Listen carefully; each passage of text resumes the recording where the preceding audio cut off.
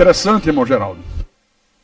Quem estava fazendo essas graves e falsas acusações e querendo matar Paulo eram as autoridades políticas e religiosas dos judeus. As autoridades políticas e religiosas. Pastor Carlos, espera lá. E como é que fica a questão que o próprio Paulo diz que todo homem esteja sujeito às autoridades superiores? Como é que fica? Se ele agora se insurge contra as autoridades. Abre a Bíblia aí. Romanos capítulo 13.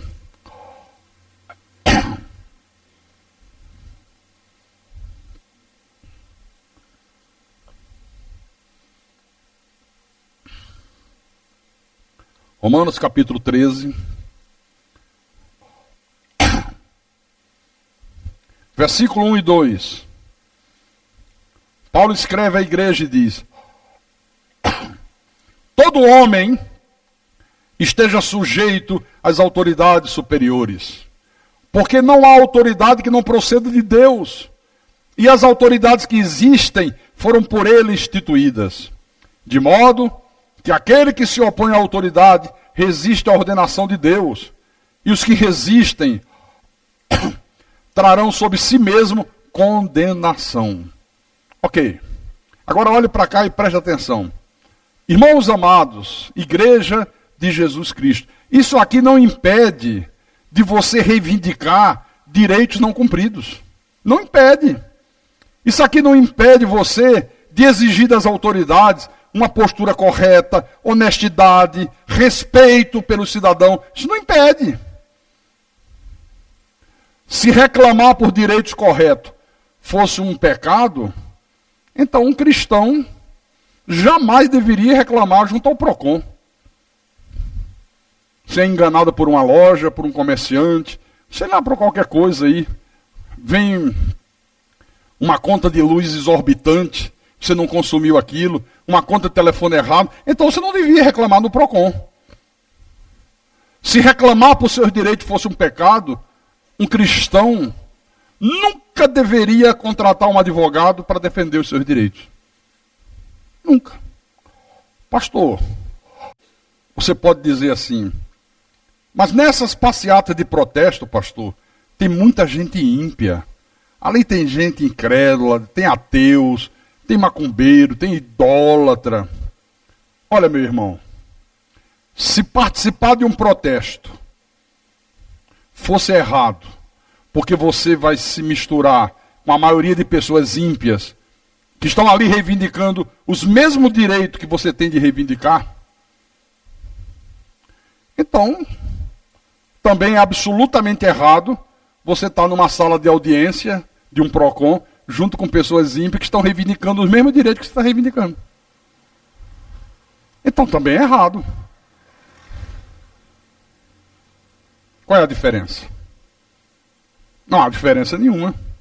Então, vamos raciocinar. Se nós podemos ir ao PROCON, se na hora que nós somos alvitados no nosso direito, podemos procurar um juiz, podemos ir na justiça do trabalho, podemos ir às ruas também. É a mesma coisa. É lícito, é justo. Você sabe o que Paulo diz à igreja em 1 aos Coríntios? Abra aí. Capítulo 10. 1 aos Coríntios, capítulo 10, versículo 31.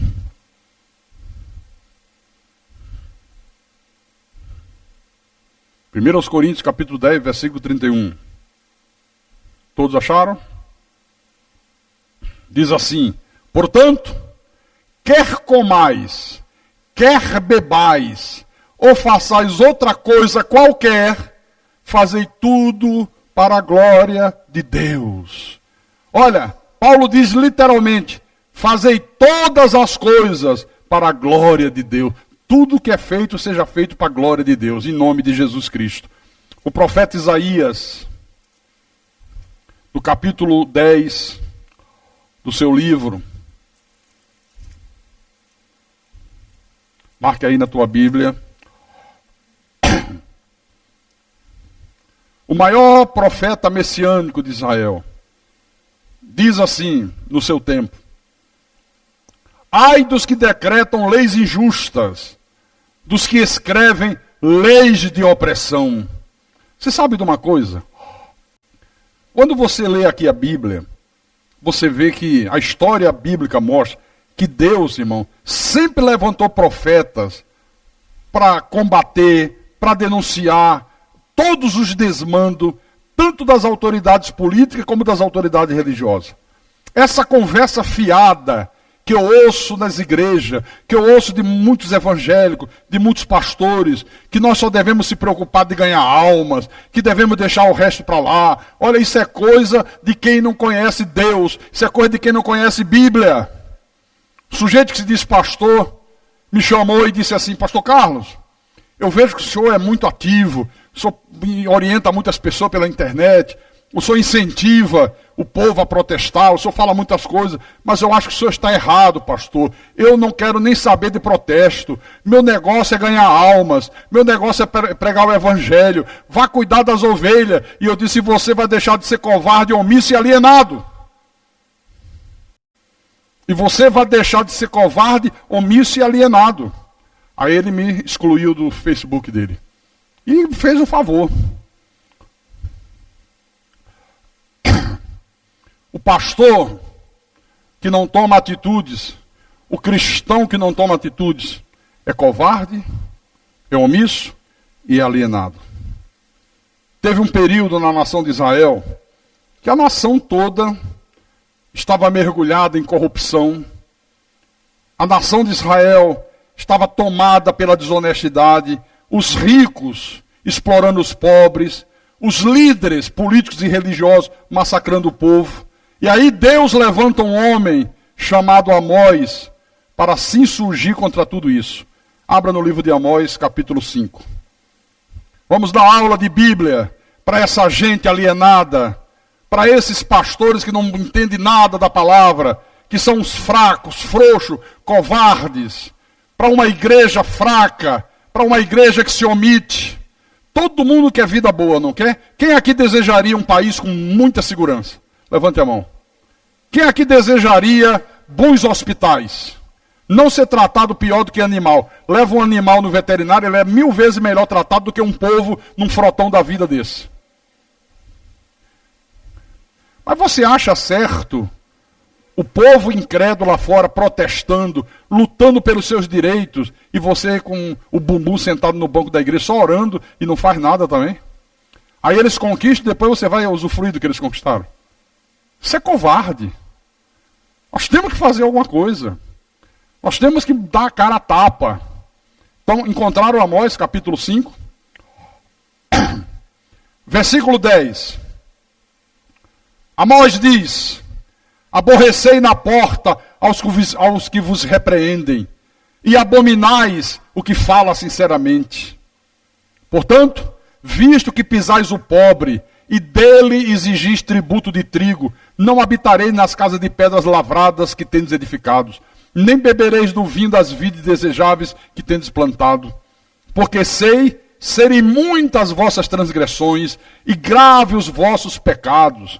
Afligis o justo, tomais suborno, e rejeitais os necessitados na porta. No versículo 14, buscai o bem e não o mal, para que vivais. E assim o Senhor, o Deus dos exércitos, estará convosco, como dizeis. Aborrecei o mal e amai o bem. Estabelecei na porta o juízo. Talvez o Senhor, o Deus dos exércitos, se compadeça do restante de José. Portanto, assim diz o Senhor, Deus dos exércitos: em todas as praças haverá pranto, em todas as ruas dirão ai, ai, e ao lavrador chamarão para o pranto e para o choro os que sabem prantear. Em todas as vinhas haverá pranto, porque passarei pelo meio de ti, diz o Senhor. Ai de vós que desejais o dia do Senhor. Para que desejai vós o dia do Senhor? É dia de trevas, não de luz. Como se um homem fugisse de diante do leão e se encontrasse com ele um urso. Ou como se entrando em casa, encostando a mão à parede, fosse mordido de uma cobra. Não será, pois, o dia do Senhor trevas e não luz? Não será completa a escuridão sem nenhuma claridade? Deus exige justiça e não sacrifício. Versículo 21. Aborreço, Desprezo as vossas festas e com as vossas assembleias solenes não tenho nenhum prazer. Olha, Deus estava reclamando com o povo religioso. Eu aborreço as vossas festas, eu aborreço os vossos cultos solenes. Não tenho nenhum prazer no que vocês fazem. E ainda que me ofereçais holocausto e vossas ofertas de manjares, não me agradarei deles, nem atentarei para ofertas pacíficas de vossos animais cevados. Afasta de mim o estrépito dos teus cânticos. Cessa esse louvor hipócrita. Cessa esses hinos que vocês cantam, mas só da boca para fora, porque na hora de viver vocês não vivem. Porque não ouvirei as melodias das tuas liras. Antes, corra o juízo como as águas e a justiça como o ribeiro perene. Como Amós foi duro no seu discurso. Ele estava dizendo, irmãos, aqui, ai de vocês que exploram e maltratam os pobres desse país. Ele diz, são muitas as transgressões de vocês, os pecados de vocês são muito graves. Vocês afligem o justo, vocês aceitam o suborno, vocês rejeitam o necessitado logo na porta, o menos favorecido quando vem pedir ajuda, vocês nem os recebem, vocês não deixam nem eles chegarem perto de vocês. Está aqui, ó. Vocês cobram preços exorbitantes. Vocês fraudam as mercadorias que vocês vendem, adulterando pesos e medidas. Vocês vendem mercadoria que não presta a um preço exorbitante. Coitado do povo simples do país. Você vai comprar uma cama nessas Casas Bahia da vida, você paga um preço exorbitante, com 2 meses não presta mais. Feito de material da pior qualidade possível. Tudo da pior qualidade e o preço lá em cima. É isso que ele está dizendo aqui. Ele está dizendo, os pobres não têm dinheiro para pagar suas dívidas. O pobrezinho vai no comércio, faz um crediário, compra uma sandalinha. Quando chega no dia de pagar, não tem como pagar. O nome vai para o SPC, o nome vai para o Serasa. Olha, irmãos, esse discurso aqui não foi feito por nenhum político. Não foi feito por nenhum filósofo. Esse discurso aqui foi feito por um profeta chamado Amós. Para esses imbecis, idiotas, que diz, não, o nosso negócio é pregar o evangelho. O nosso negócio é ganhar alma. Sim, é verdade, pregar o evangelho, ganhar alma. Isso aqui é o quê? O nosso negócio é ser sal da terra e ser luz do mundo em todas as áreas da vida. Pastor, quem era esse Amós, hein?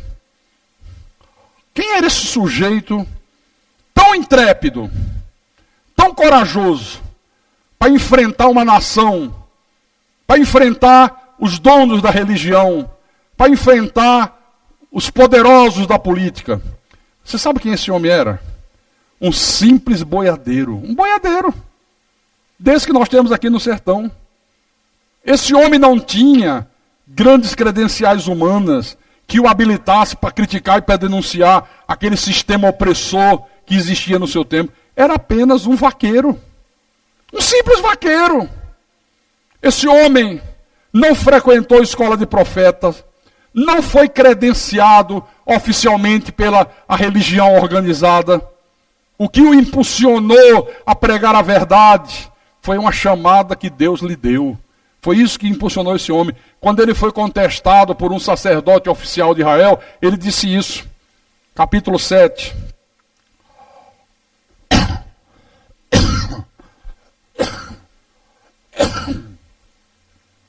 Quantas vezes eu sou contestado?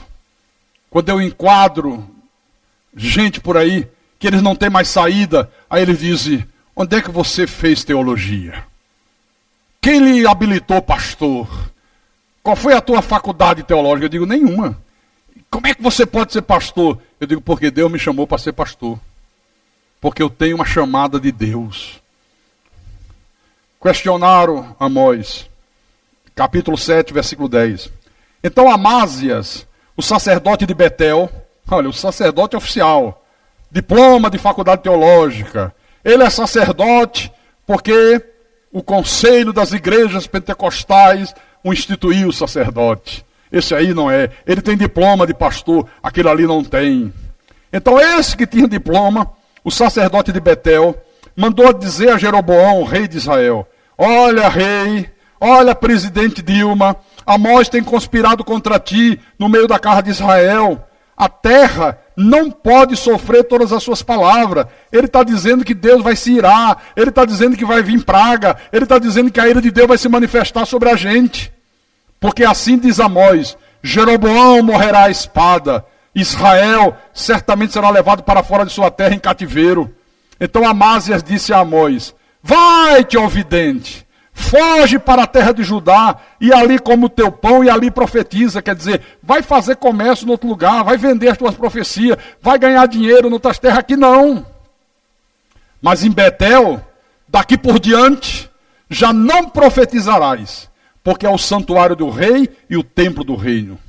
Respondeu Amós e disse a Amásia: eu não sou profeta nem discípulo de profeta, mas boieiro e colhedor de sicômoro. Eu sou um simples vaqueiro. Eu não estudei nas faculdades de teologia de vocês. Eu não tenho os diplomas que vocês têm. Sou um simples vaqueiro. Versículo 15. Mas o Senhor me tirou de após o gado, e o Senhor me disse: vai e profetiza ao meu povo de Israel. Ora, pois, ouve a palavra do Senhor.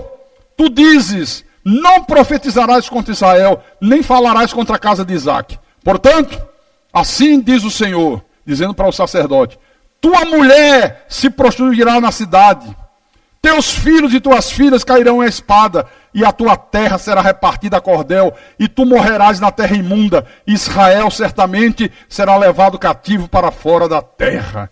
Que homem de coragem! Você está dizendo que eu não profetizar? Pois eu quero dizer para você que Deus mandou eu largar o gado e mandou trazer uma mensagem, e a mensagem é esta. Você vai ouvir agora a dureza que Deus está falando. E falou. Irmãos, esse homem aqui foi levantado por Deus naquele tempo para criticar de uma maneira muito dura o comércio que explorava os pobres e os necessitados. Esse homem é levantado por Deus para trazer uma palavra, sabe, de denúncia. Olha, acontece a mesma coisa hoje. É impressionante, irmãos, como nós vemos hoje os mais fortes esmagando os mais fracos. Os grandes grupos econômicos, os bancos, os comerciantes, os industriais. Olha, essa gente são os maiores fraudadores da nação. É quem mais frauda a nação. Você trabalha, ganha um saláriozinho pequeno, o teu imposto de renda é tirado na hora.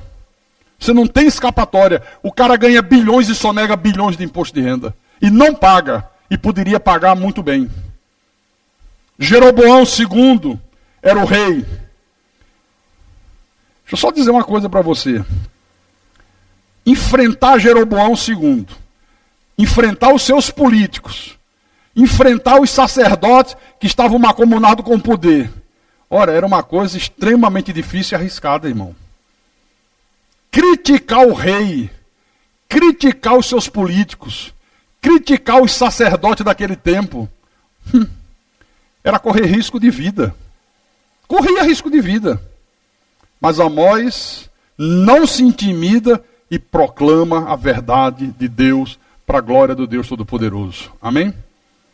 Agora o mais grave é que ele está denunciando também o conluio que havia já naquele tempo entre os sacerdotes e o sistema político, que é quem promovia as injustiças. Será que nós não vemos a mesma coisa hoje? Por que você não vê os pastores se pronunciarem? Por que você não vê a igreja se pronunciar? Por que você vê os pastores tudo calados? Porque 99% estão sentando na mesma mesa do poder. A maioria dos pregadores tem conluio com os deputados, com senadores, com vereadores, comem na mão deles, recebem verba, se autolocupletam, então jamais serão contra o sistema dominante. Jamais. Mesmo antipatizado e hostilizado pela grande maioria do povo de Israel, Amós prossegue proclamando a mensagem de Deus. Interessante é que naquele tempo, como hoje também, a maioria das pessoas que estão dentro dos templos só estão interessadas nos falsos pastores da teologia da prosperidade. Aqueles que dizem paz, paz, quando não há paz. Aqueles que dizem templo do Senhor é este, e não é templo de Deus coisa nenhuma. Por isso a verdade do Evangelho da graça de Deus não lhes interessa. Um simples vaqueiro estava transtornando um poderoso governo, um sistema de poder dominante, e logo é taxado de conspirador e revolucionário. Esse é um conspirador, está conspirando contra o rei, está conspirando contra o governo. Como é que ele não obedece a palavra? A palavra diz, sede submisso às autoridades superiores. Aquele que surge contra as autoridades, se surge contra Deus. Isso aqui acontece com frequência. Esse sacerdote Amásias usa o argumento, olha, seu Amós, não é possível alguém ir contra as determinações do rei. Não é possível alguém se insurgir contra as determinações do presidente da República. Você não conhece Bíblia, Amós? Tem que respeitar as autoridades, são constituídas por Deus. Sabe por que esse sujeito dizia isso? Porque ele estava a serviço da palavra do rei e não a serviço da palavra de Deus. A maioria dos pregadores estão a serviço da palavra dos políticos, da palavra do governo, da palavra dos poderosos. Por isso que esse Amásias fez isso. Quando um pastor tem a coragem de apontar erros do sistema religioso, quando o pastor tem a coragem de apontar erro de um evangelho pervertido que é pregado, quando um pastor tem a coragem de apontar erro no sistema político dominante, se insurgir contra os poderosos, olha, ele é logo atacado por tudo quanto é lado. Vai pregar o evangelho, rapaz. Vai ganhar almas. Fale do amor de Deus. Deixa de criticar os outros. Como eu ouço isso? Vai cuidar das almas, vai cuidar das ovelhas. Vai pregar o amor de Deus. Vai pregar o evangelho. Vai fazer uma coisa, deixa de criticar político, deixa de criticar governo, deixa de criticar falsos pastores. Você vê aqui, ó, quando Amásias manda Amós de uma maneira irônica e vender as suas profecias, está aqui no versículo 12, o profeta não se intimida não. Ele diz, olha, eu não sou profeta por profissão, eu não vivo disso, eu não ganho a vida profetizando, eu sou enviado de Deus para apontar os erros de vocês, e vou logo apontar o seu. Tua mulher vai te trair, tuas filhas vão fazer o que não presta, teus filhos vão se rebentar, e sobre esse povo vai vir desgraça. Ô homem de coragem! A igreja de Jesus não pode ser alienada. A igreja de Jesus, que somos nós, não pode ficar acovardada. A igreja tem que ser como Amós. O verdadeiro pastor, o verdadeiro cristão, não pode ser cúmplice das obras infrutíferas das trevas. Quem se acovarda, quem se cala, quem se omite, é cúmplice das obras infrutíferas das trevas. Eu vou terminar mostrando em Efésios. Efésios, capítulo 5.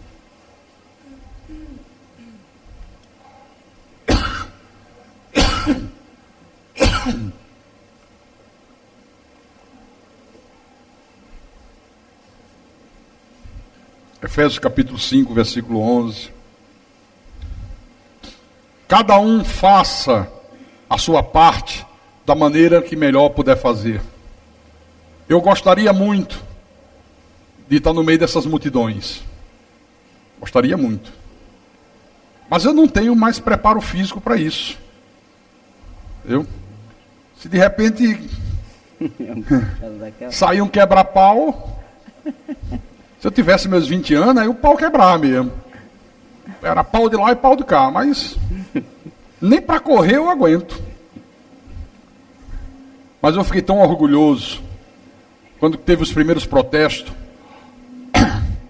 Meus filhos ouvem muito o que eu falo, né? Aí disseram, pai, hoje também tem aqui em Natal, nós vamos. Aí a mãe, sabe como é mãe, né? Não, pelo amor de Deus, é muito perigoso. Eu digo, calma. Tudo é perigoso. Mas não é porque é perigoso que a gente se acovarda. Vão, meus filhos. Defenda os seus direitos de cidadão. Bote a cara a tapa. Só fique ligado. Não faça vandalismo, não quebre, não incendeie nada. E fique alerta. Porque na hora que a polícia quebrar o pau, quem for mole leva. Então, olho vivo.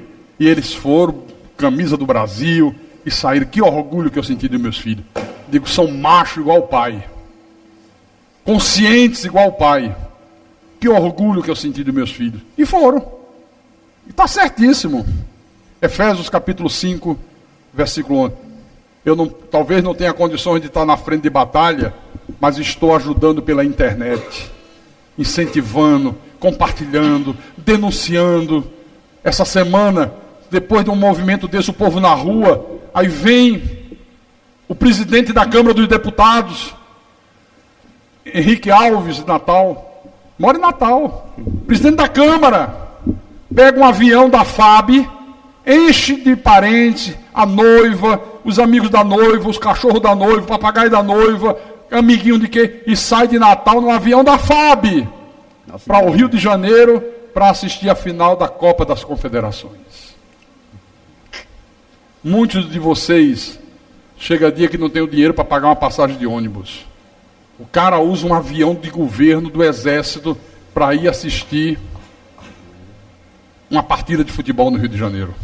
Quem está pagando isso? Eu e você. Os nossos impostos, os nossos dinheiro.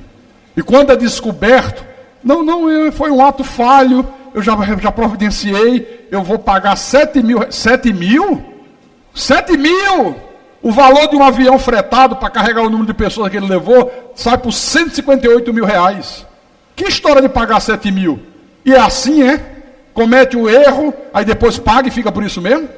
Quer dizer que a gente pode entrar no supermercado, está sem dinheiro, aí sai pegando mercadoria, rouba, se pegar... Não, tudo bem. Vê quanto é que custa aqui, está aqui o dinheiro. E não vai preso e não fica por isso mesmo? Aí o outro, Renan Calheiro, o que há de mais nocivo nessa nação. Presidente do Senado fez a mesma coisa.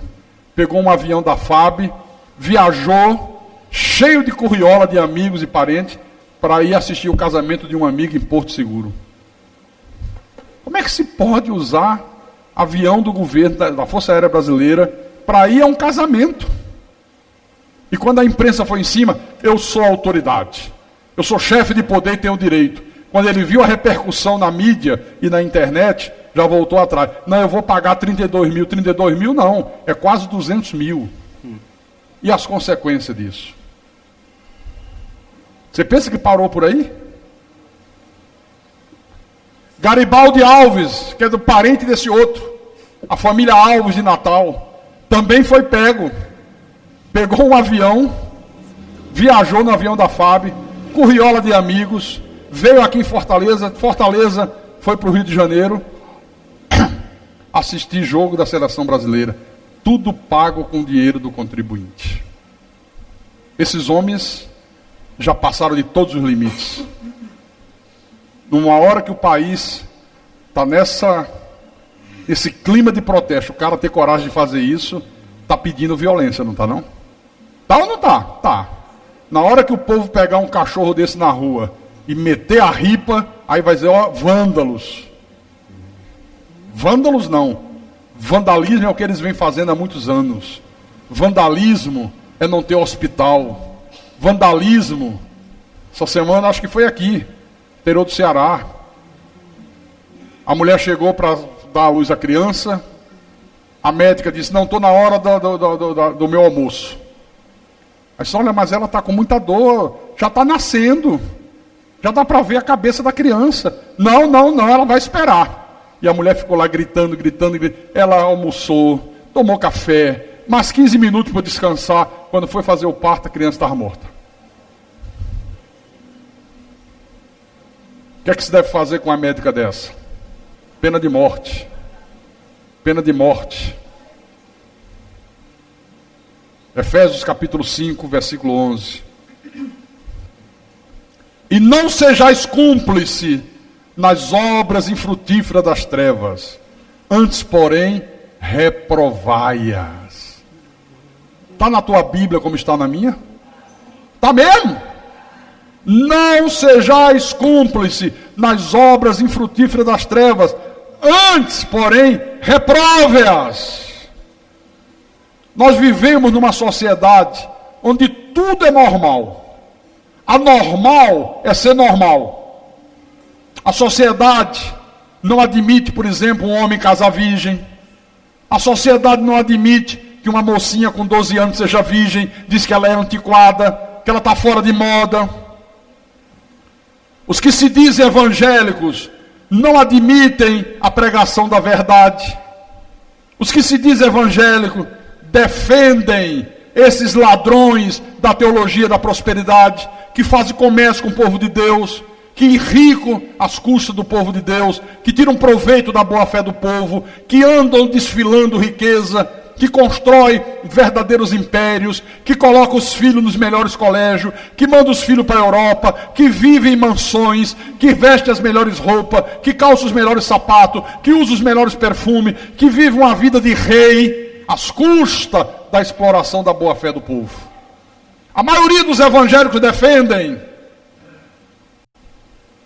Eu não os defendo. O problema é que todo mundo se diz religioso, mas querem uma religião sem compromisso. Querem um evangelho que não acuse as suas consciências. Querem um evangelho que não aponte os seus erros. Nessa igreja aqui é pregado o verdadeiro evangelho. O evangelho que não acusa a nossa consciência, que não aponta os nossos erros, não é o evangelho de Jesus Cristo. Você que falta cultos, você está zombando de Deus. Você só pode faltar culto por um motivo justo. Está doente, não tem condições, beleza. Na hora do culto está trabalhando, trabalha por escala, foi escalado na hora do culto. Fazer o quê? Né? Mas se não for isso, você tem que estar na igreja. Se você, terça-feira à noite, culto, você está em casa, de bobeira, assistindo televisão, jogando conversa fora, batendo papo, você está cuspindo na cara de Deus. Ih, pastor, essa palavra aí já não gostei. Isso aí já mexeu comigo, já está me deixando sem graça, e é para deixar sem graça mesmo. Esse é o verdadeiro evangelho. Esse é o verdadeiro evangelho. Então querem uma religião sem compromisso. Querem um evangelho que não aponte os seus erros, os seus pecados, que não acuse as suas consciências. Mas, em Amós capítulo 5, versículo 15, Deus diz o quê? Odeiem o que é mal, amem o que é bom. Olha, a maioria faz exatamente o oposto. Odeiam o que é bom, amam o que é mal.